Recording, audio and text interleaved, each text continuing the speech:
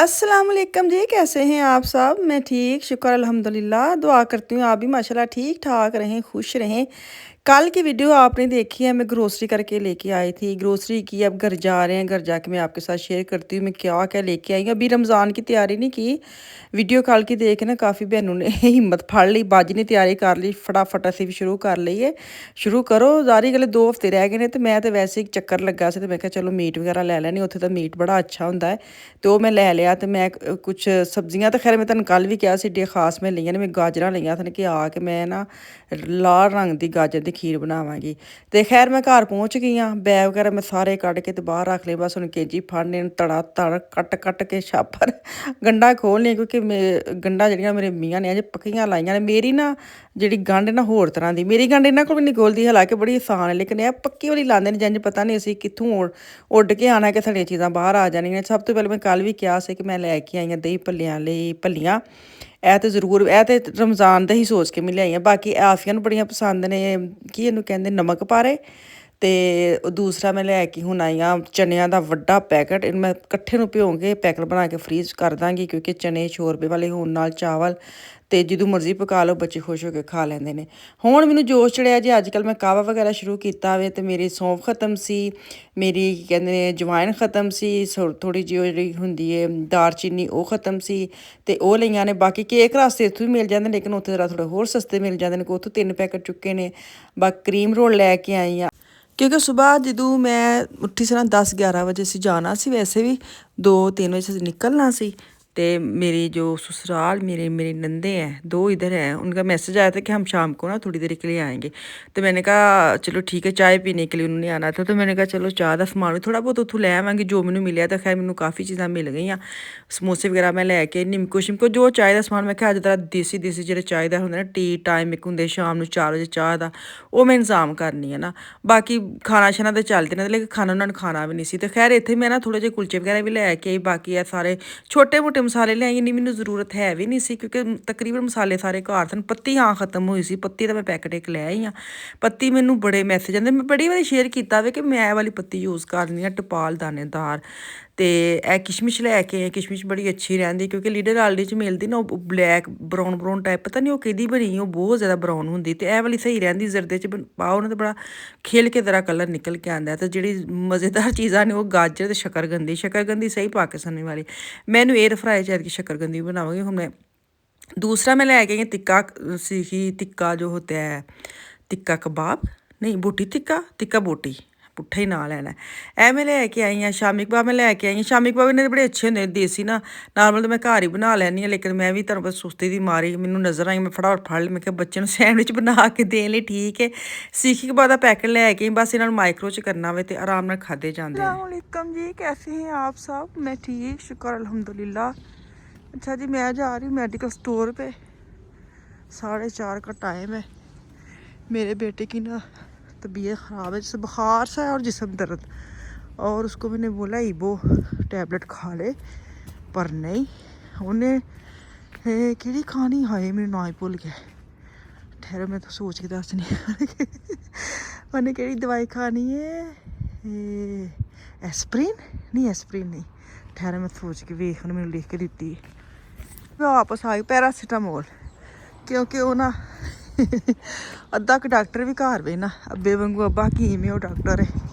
उन्हें कहा कि वो जी बहुत हैवी है तो मेरे मागर मेरे मैदे लिए ठीक नहीं, तो इसलिए मैं पैरासीटामोल खानी है। तो वो मैनू चाहिए, मैं आफान नूं भेजन नहीं दे के उन्होंने देनी नहीं, बच्चा समझ के चल दीबा आप ही निकल सड़के तो जाके ले आनी। हाय हाय ठंड बहुत पै रही है, पर मावां बेचारियां ना नहीं ना कर सकदियां। असी साडा ना वाला बटन शादी तो बाद जो ना साडा ऑफ हो जाता है। पहले साडा हाँ जी फरमाबरदार बीवी बनना, तो हुण आके तो थोड़ा जिहा ना वाला बटन ऑफ जिहड़ा ना ऑन किया है कि ना भी कर सकने मियाँ जी नूं, थोड़ा रोह पा सकने। नाल ही बच्चों ने अपना जो बटन है ना वो ऑफ करता, फिर तो बच्चों के सामने भी सच्ची ना नहीं निकलती। सानू पता भी होए ना काम नहीं मेरे को होना। हाँ जी ठीक है। घर आती हूँ मैं, कोई बात नहीं, इसमें क्या है, मैं चली जाती हूँ, बस अच्छी मदर पेश होना है, भावें ठंड लगती है। चलो जी दवाइयां लिए तो फिर घर चलिए। बना इन्हों नज़र नहीं आता है, यह जी बस घर ली ना वाली इन्हों ने बनाई है, स्टिक के नाल हिसाब लाते रहते हैं कि असी कि सड़क उत्ते हाँ।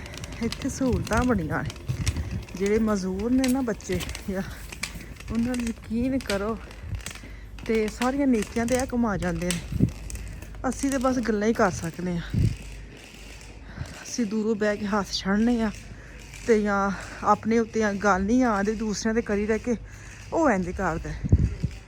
लेकिन सच्ची पुछो ना नेकी दे कम्म ऐ करदे ने, बस कलमा पढ़ लैन तो सच्चे मुसलमान यही जे, असें तो एवें झूठे मूठे। चलो चलिए अंदर। मैं काफ़ी अच्छिया बातें हो गई ने, बातें शातें हो गई, हुण जाने आ मैडिकल स्टोर। इत्थे मैं उन्होंने कहा कि मेरा बेटा उसकी इन्नी एज है तो उन्होंने जरा बुखार वगैरह होया वे, तो वड्डे बच्चे ने थोड़ी दवाई वगैरह लैनी हो तो दे भी देंदे ने। खैर मेरे बेटे ने जो मैंने कहा ना टैबलेट, मैं उन्हें बथेरियां मेरे अगे रखियां, मैं क्या नहीं मैनू मैं जो मर्जी लै गई, उन्हें जो कह दिता मैं उही लैनी, मैं कोई दवाई होर नहीं लैनी, क्योंकि उन्हें रिसर्च कर के भाई अपना मोबाइल के नाल ला के मत्था टैंपरेचर चैक करके उन्हें मैनू पूरा एक बना के दिता सी कि मेरे लिए ये वाली टैबलेट लेके आना, और जो भी मर्जी दे। मैं कहा मैं कोई नहीं चुकनी, मैनू ਉਹੀ ਦੇ ਜਿਹੜੀ मेरे बेटे ने कही है, मैं फिर दोबारा चक्कर नहीं ला सकती इन्नी ठंड में। तो उस तो बाद मैं आ गई रोज़मान, क्योंकि रोज़मान मेरी जो बर्तन धोने वाली मशीन की जो टैबलेट है ना वो बिल्कुल ख़त्म है, तो मशीन फुल हुई पड़ी थी। मैंने कहा चलो लागते हत्थ, मैं तां ही एड्डा वड्डा दिल कर लिया, मैं कहा मैं आप ही जानी। बच्चे ने मैं ही शो कराया कि तेरी अम्मा वे किड्डी वड्डी कुर्बानी देन दी ठंड च चली है, लेकिन उन्होंने नहीं पता कि अम्मा दी अपनी भी चीज़ां खत्म हुई हैं जिहदी वजह तो अम्मा चली है। तो खैर मैं अफान भी नहीं भेजना चाहती, क्योंकि अफान दी थोड़ी थोड़ी खांसी शुरू हुई है। अजकल है बड़ा स्यापा है, एक घर च मसला बच्चों को खांसी का शुरू होता है ना, वो ऐसी खांसी ना कि बस हर बंदे टच करके ना फिर बाहर अल्लाह हाफिज करके जाती है। तो हुण अफान से थोड़ी थोड़ी शुरू हुई, फिर बड़े बेटे शुरू हो गई, वापस फिर अफान साहब शुरू हो गई। हुण वेखो है लगती लगाती कि कमरे जाके तो किनू किनू बीमार करके तो निकलती है। तो चले जी शाम हो गई, चाय का समान रेडी हो गया। चाह तुम वेखो कैसी मैं अच्छी लाची पा के चाह बनाई, मैं क्या अज मैं पूरा पिंड का माहौल बनाना वे, जो मेरे को चीज़ां मिलियां मैं उत्थों चुक के लिया सा मार्केट चो, तो मैं सारे सजाए तुम वेखे। हजे तो मैं लेज़ रखनी सी, मैं अंडे उबाल के रखने, पाकिस्तान च ना तो बड़ियां इंदियां चीज़ां करते हैं, लेज़ रखते हैं, अंडे उबाल के रखते हैं, तो वो मैं रखनियां सी, वो भुल गई। बाकी सारियां जिन्नियां चीज़ां है सन मैं सारे सजा छड़ियां। बच्चे कहन वाह वाह इन्ना कुछ, लेकिन उन्हें बाद च समझ नहीं सी आती खाना कि छड्डना की, क्योंकि बच्चे इन्नियां इंदी चीज़ां एड्डे शोर खांदे भी नहीं, लेकिन उन्होंने खा भी लिया बैठे बैठे। तो चलो जी दुआवां च याद रखियो, वापस आऊँगी कल। अल्लाह हाफिज़।